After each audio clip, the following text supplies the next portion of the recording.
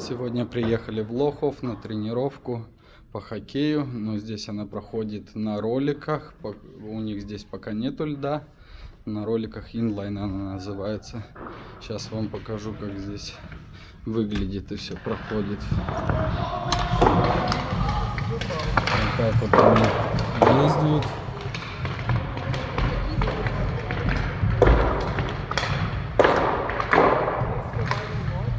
С клюшками на роликах.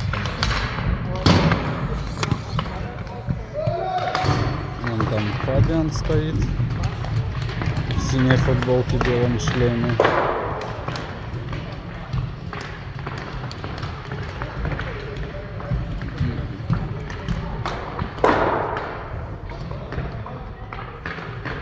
Сейчас Фабиан должен пойти будет.